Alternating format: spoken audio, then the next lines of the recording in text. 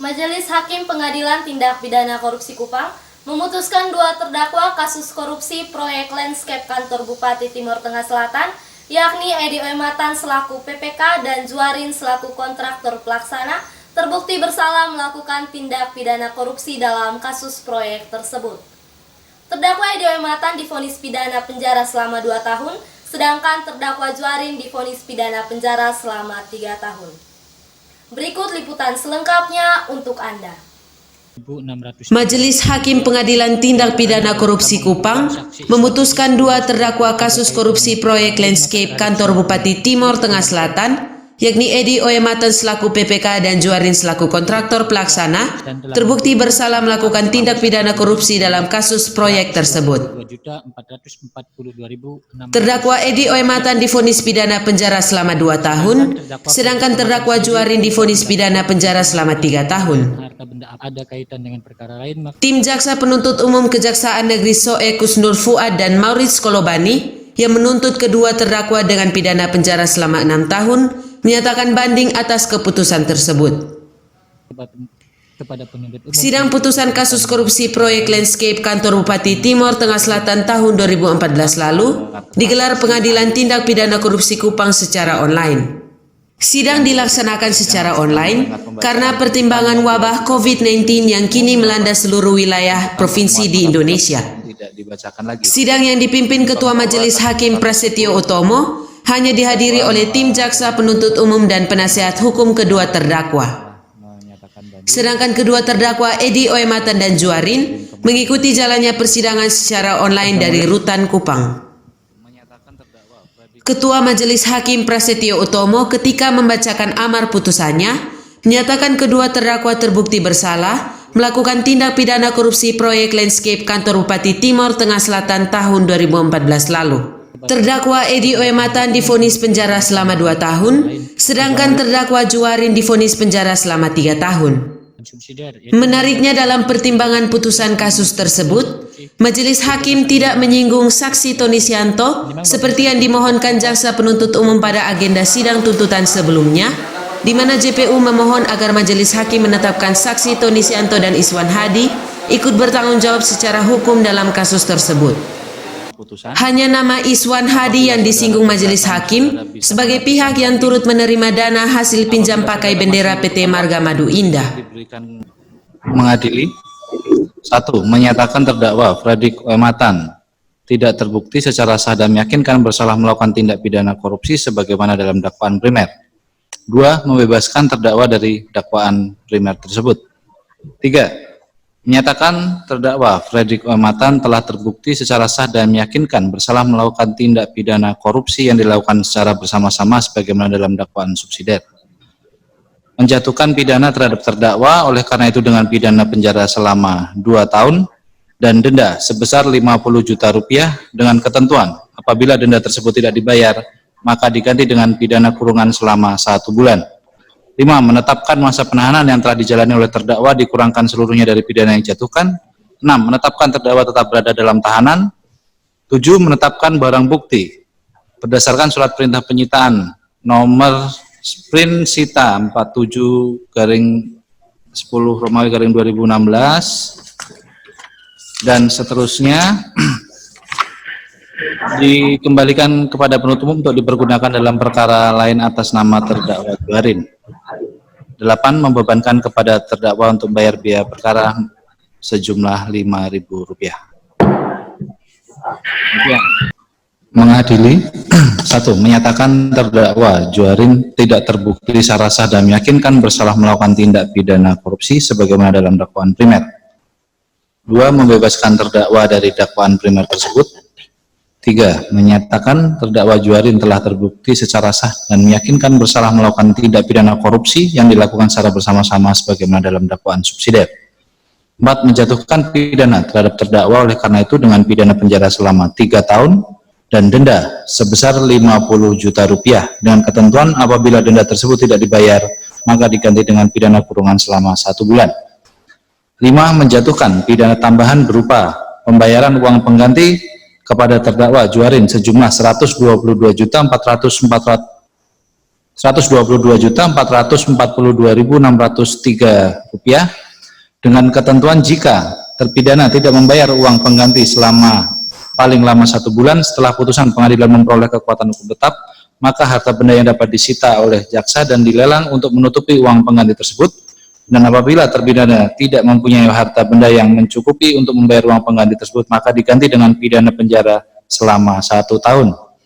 6. Menetapkan masa penangkapan dan penahanan yang telah dijalani oleh terdakwa dikurangkan seluruhnya dari pidana yang dijatuhkan. 7. Menetapkan terdakwa tetap berada dalam tahanan. 8. Menetapkan barang bukti berupa barang bukti dengan surat perintah penyitaan nomor sprint sita _47 _10 Romawi _2016 Reskrim dan seterusnya tetap terlampir dalam berkas perkara. 9. Membebankan kepada terdakwa untuk membayar biaya perkara sebesar Rp5.000. Demikian. Jadi saudara terdakwa sudah mendengar yang kami bacakan tadi? Ya, sudah terdengar. Bagaimana atas putusan yang dibacakan tadi, sikap saudara bagaimana? Ulang yang ini putusan saya kurang dengar. Pikir-pikir Baik. yang mulia. Ya, kalau begitu saya tanyakan kepada penasihat hukum. Penasihat hukum. Ya, terima kasih yang mulia. Sesuai yang disampaikan oleh terdakwa, kami menyesuaikan. Terima Baik. kasih. Kemudian untuk penuntut umum. Terima kasih yang mulia. Yang telah dibacakan tadi, kami menyatakan banding yang mulia. Banding, baik. Jadi saudara terdakwa masih menyatakan pikir-pikir, namun Pak Jaksa telah menyatakan banding, maka nanti berkas akan dikirim ke pengadilan tinggi untuk diperiksa lebih lanjut. Baik ya, jadi pemeriksaan perkara atas nama saudara terdakwa Juarin untuk di pengadilan negeri telah selesai dan sidang saya nyatakan selesai dan ditutup. Dah.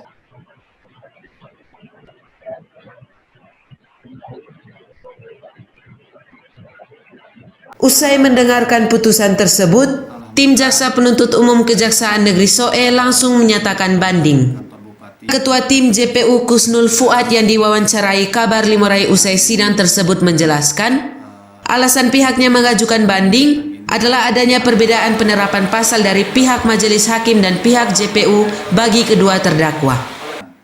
Menurut Fuad, pihaknya menuntut kedua terdakwa dengan pasal 2 junto pasal 55 Undang-Undang Tindak Pidana Korupsi, sedangkan majelis hakim memutus dengan menerapkan pasal 3 Undang-Undang Tindak Pidana Korupsi. Berikutnya, pihaknya menilai tidak cukup pertimbangan hakim dalam hal memutus perkara korupsi kasus tersebut. Karena ada pihak-pihak yang diuntungkan dan menerima dana proyek tersebut, sehingga menyebabkan kerugian keuangan negara. Bagi Fuad, penanganan kasus korupsi bukan saja hukuman badan, tapi upaya untuk menyelamatkan keuangan negara. Alhamdulillah, terkait penanganan perkara landscape dan halaman kantor Bupati Kabupaten TTS tahun 2014, kemarin sudah dilakukan agenda putusan, yang mana putusan dari kedua terdakwa, yang untuk terdakwa Fredrik O. Matan diputus dengan pasal 3 Undang-Undang Tipikor dengan pidana penjara 2 tahun, dan untuk Juarin selama 3 tahun. Dan di tuntutan kami ada juga untuk terdakwa Juarin membebankan terdakwa untuk membayar uang pengganti.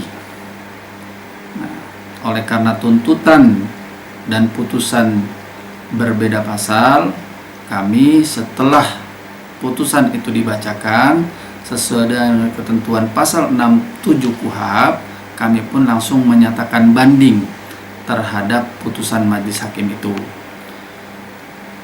Dan pada prinsipnya kami menghormati putusan majelis hakim sesuai dengan ketentuan pasal 67 KUHP. kami memiliki hak untuk melakukan upaya hukum banding.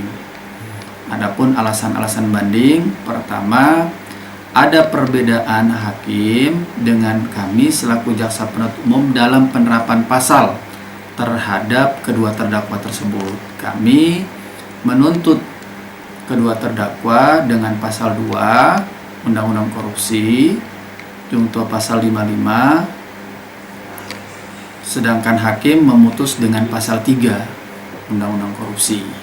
Itu salah satu alasan untuk menyatakan banding. Di samping itu, kami menilai bahwa tidak cukup pertimbangan hakim dalam hal memutus perkara landscape dan halaman kantor bupati itu sendiri. Itu salah satunya bahwa pada saat sebelum kami membacakan tuntutan, kami pun juga memohon kepada majelis hakim mengenai pihak-pihak yang diuntungkan atau menerima uang dari proyek pembangunan landscape dan halaman kantor bupati tersebut. Seperti yang telah saya sampaikan sebelumnya, kami pun juga meminta Saudara Iswan Hadi turut bertanggung jawab dan Saudara Tony Sianto juga turut bertanggung jawab terhadap kerugian keuangan negara. Karena pada saat di fakta persidangan disampaikan bahwa kerugian negara disebabkan oleh 2 faktor. Pertama, kekurangan volume, yang kedua karena adanya kesalahan perhitungan, yaitu kelebihan pembayaran. Di situ.